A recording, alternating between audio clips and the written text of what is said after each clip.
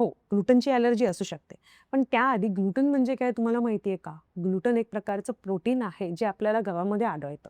आता त्याच्यामुळे बऱ्याचशा लोकांना युजुअली काही त्रास होत नाही. पण काही लोकांना याची सेन्सिटिव्हिटी असते.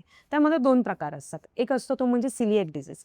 यांच्यासाठी त्यांच्या शरीरामध्ये ग्लुटन येणं म्हणजे एक पर्क किंवा फॉरेन बॉडी असते आणि हे जेव्हा एंटर होतं त्यावेळेला शरीर स्वतःच्या आतड्यांना अटॅक करायला लागतं. दुसरा प्रकार असतो तो म्हणजे व्हीट ॲलर्जी किंवा ग्लुटन ॲलर्जी. अशामध्ये ॲलर्जिक सिम्प्टम्स दिसतात जसे की पुरळ येते शरीरावरती, खाज येते.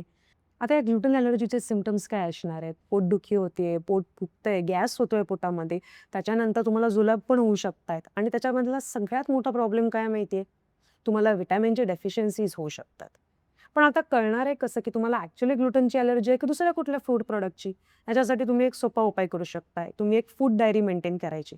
काही आठवडे तुम्ही रोज काय खाताय आणि त्याच्यानंतर जर तुम्हाला काही त्रास झाला असेल, तो नीट मेंटेन करायचा आहे. ह्याच्यामुळे तुम्हाला कळून जाईल, की तुम्हाला ग्लुटनची ॲलर्जी आहे की नाही.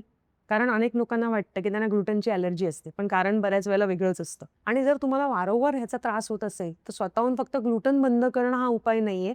डॉक्टरांचा योग्य सल्ला घेणं गरजेचं आहे. थँक